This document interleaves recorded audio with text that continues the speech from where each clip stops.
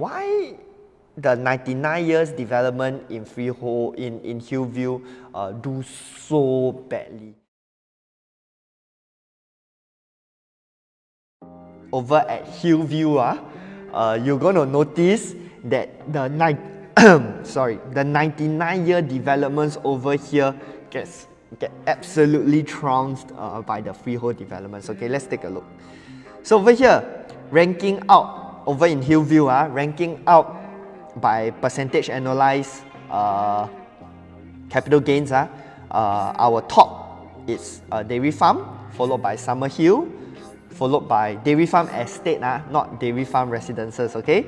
Dairy Farm Estate, the freehold one, that is my age. TOP in 1988, right? 35? Am I 35?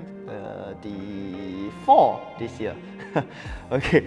Summerhill, Hillington Green, Hillview Heights, right? So you see all the freehold ones performing really, really well. I mean, well, right? Nowadays, right, we've seen all the super profitable ones, about 2.5%. You just feel it's quite okay, right? But 4 and 8% is very, very good. But the interesting thing is over here, you see the freehold ones getting absolutely hammered with numbers like 1.1%, 1% and 0.8%. Now, we want to understand why.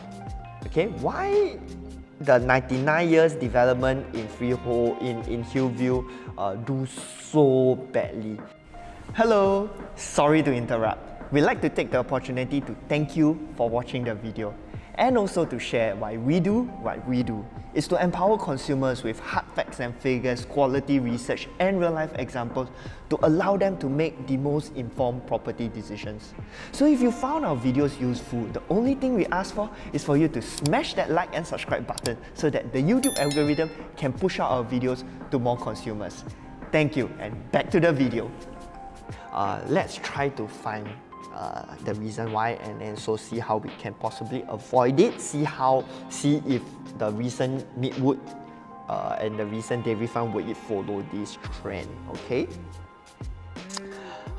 Okay, so I've picked out some of the transactions over at Summerhill for us to analyze. Okay, so you see the most recent transactions are our friend over here, this champion, making 8.2% annualized. Let's give him a round of applause. This is pretty damn sick. Bought in Jan 2019, make $500,000, $592,000. Okay, albeit he bought a slightly bigger unit. Take a look at the resale price right now, 1,600.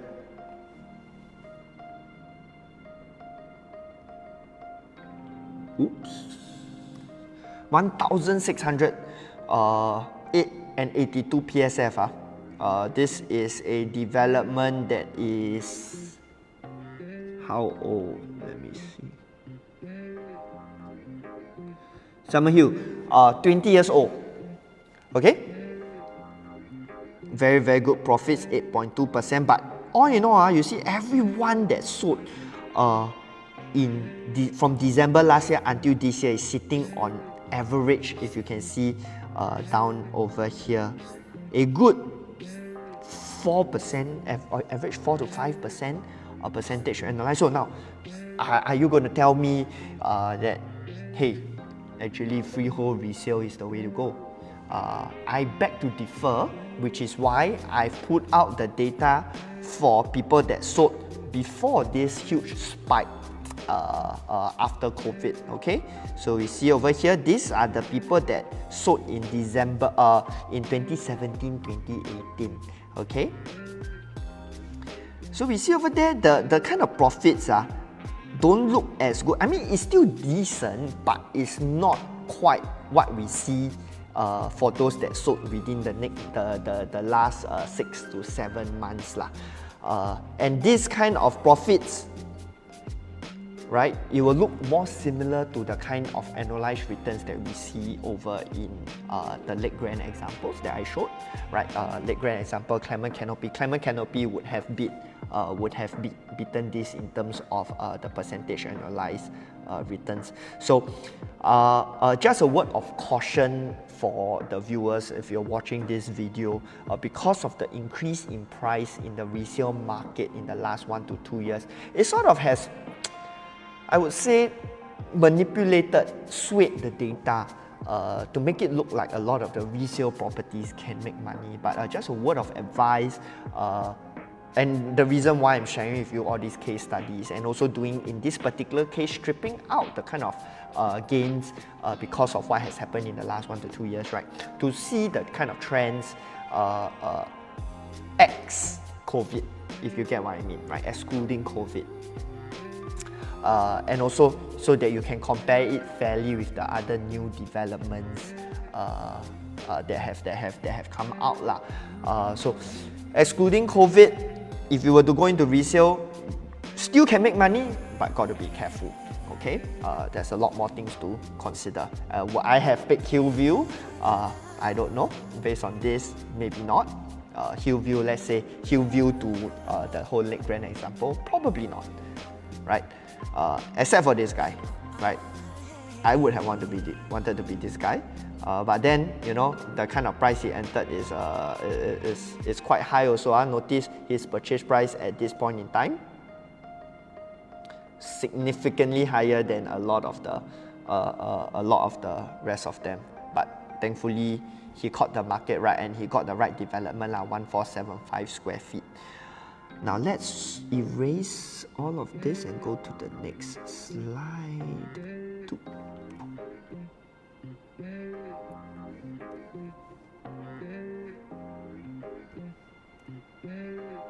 Okay, so you see over here is another way to look at the data that I wanted to share earlier on. You see the prices ex-COVID, right? Did not really move by much, all the way from 2013 over to 2019 ex-COVID, right? It's only during the COVID period that we really see a pickup in prices. Okay.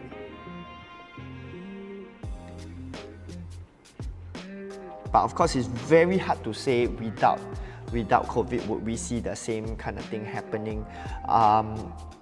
Because as I always say, once a development goes out of the hands of the developers, and if you zoom out in the long term, they end up just following the property price index movement, because this is based on more or less directly correlated to the property price index chart.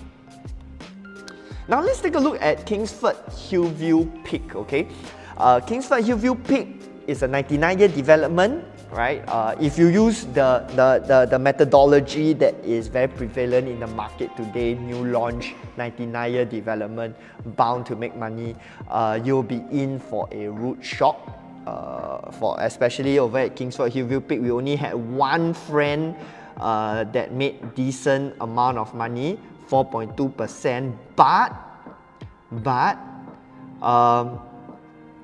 it's only 4.2% annualized because he held it for 238 days, which means he would have paid SSD on the sale.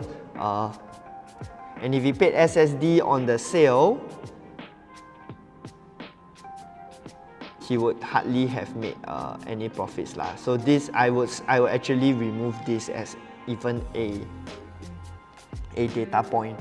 It's only because the days is so short, that's why the annualized seems high, because this figure would actually mean he lost money because of the SSD. Then if you look at the rest, for a new launch development, this kind of annualized returns is subpar, maybe already making them sound very good lah. Now why? Right? The market is always saying 99 new launch development, decent size, Kingsford Hillview Peak, decent size. But why cannot make money? Is it a problem with the development, or is it a problem with the area? I think that's one of the interesting things to talk about. But we have already seen Summerhill doing well, we have seen Dairy Farm Estate doing well, so it's not exactly a problem with the area. So is it a problem with the developer? Is it a problem with the project? Now we're going to find the answer to that, okay? I've put the price trends for Summerhill and Kingsford Hillview Peak together to sort of draw some conclusions from this, see what can we learn from this now. So now over here, first thing first, right? There's a price gap, and I mean we all know lah. A new development definitely will have a price gap over to existing development. But personally, after having analysed the Hillview area, I put one of the reasons for the sub-performance of the 99-year developments in the Hillview area, right? I'm going to jump very quickly to the next slide now.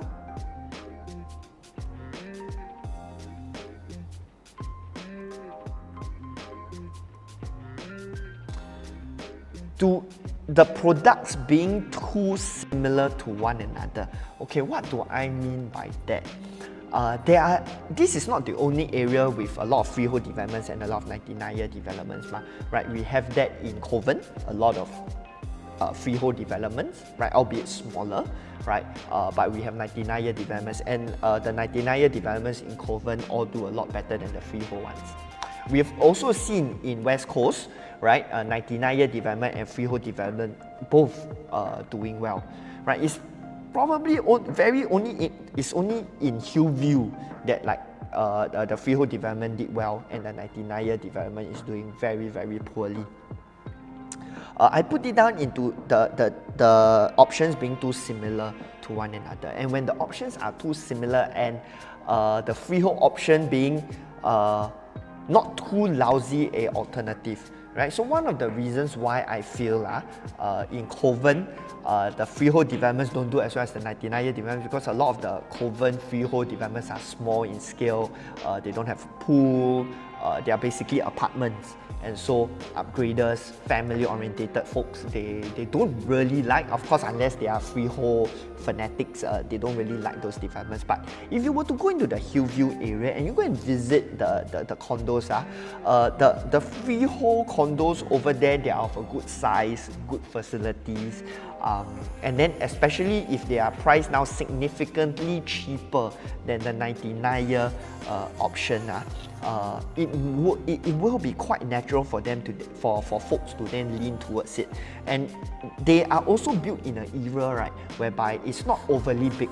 It's not like our District 15, whereby, or our CCR, whereby the old freehold developments are a lot bigger than the new 99-year developments. So even though the PSF appears to be low for the older freehold developments, the end up the quantum is very, very big. No, in Hillview, right, the product is very, very similar. We have 947, as you can see over here, Summerhill, 947, 3 bedrooms at $1.6 million.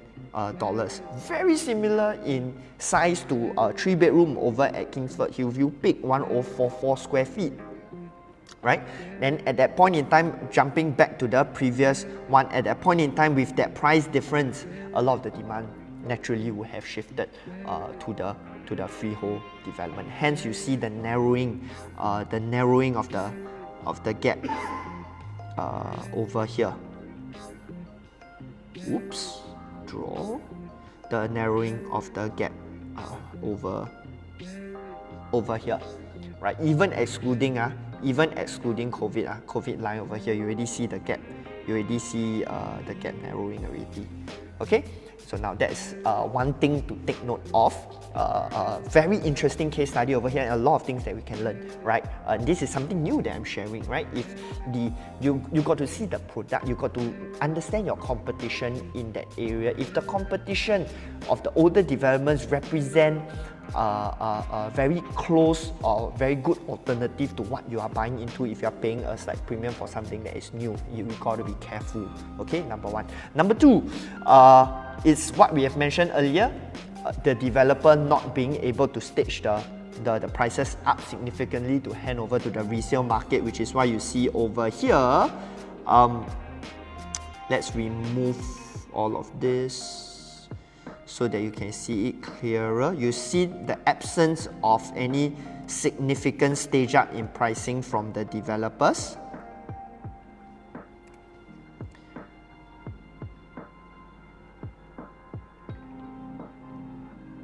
yeah, basically one straight line lah, or as a matter of fact downwards, right? I think they actually did drop their price to clear the stock after TOP. So now that is a very, very dangerous thing to happen. Do I expect something like that to happen today? The answer is no, because over at that point in time we were still in that little bit of a low demand, lull period post 2013 cooling measures. Okay, where the speculative demand was all stripped away, the market was still coming to terms with all the cooling measures. So the developers really had a hard time over there, and also for Hillview as an area, it's not supported by very, very strong organic demand, not anchored down by a lot of good schools. The developers just couldn't get enough people to buy in to their units. They are stuck with a lot of stock. They couldn't stage the price up, and then now has led to a lot of headache lah for the existing owners. Another data that I also thought I could share with you guys is this. That probably is quite clear. Notice also the percentage ownership over at Kingsford, Hillview, Peak and Hillier is quite a bit higher than average. We see over here Kingsford, Hillview, Peak at 9.4%, the Hillier at 12.8%, right? Kind of direct correlation to the poor profits. You see the other ones. For perspective, we can jump over to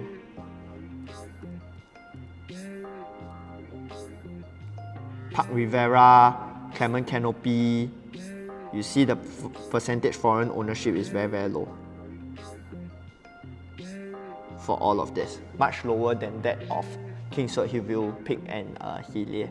Okay, so especially in the OCI, if you have high foreign ownership, recipe for disaster. Another very good example is Silver Sea, okay, in Marine Parade.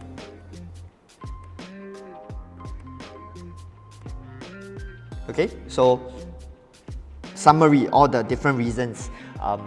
The too similar of in terms of product, the demand all flow towards the freehold ones, right?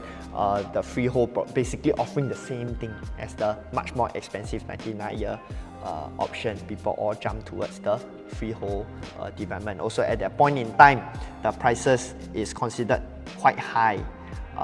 In the 2013 period, 1,200, 1,300 PSF. Right? Because you probably will also ask me, Alvin, it sounds quite similar to Park Rivera and the West Coast area, right? When Park Rivera came out, it was also quite a fair bit PSF more than the freehold over there. The freehold over there are also decently sized, offering good sizes.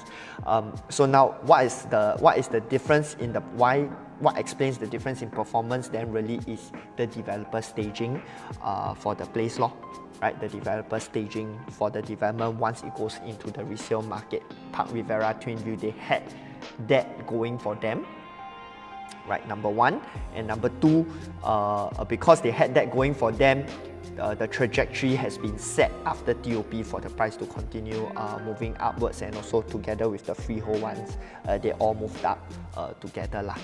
Okay, so now, will prices remain suppressed for Kingsford, Hillview, Peak in the long term? Now, if we really to zoom in like that, with the prices for the freehold in that area being so much more expensive, like that and like that, I'm going to put it out there to say I believe in the next couple of years, the prices over here will start to catch up lah.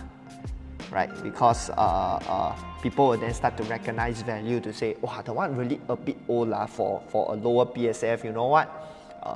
Then I would take the one. So now that the gap is established, I think the 99-year Kingsford, Hillview, Peak will take time to catch up again. But you see, all in all, take a lot of effort, right? Take a lot of effort, take a lot of time for it to catch up. A lot easier if the developer just handed off on the right trajectory upwards. Okay, next up.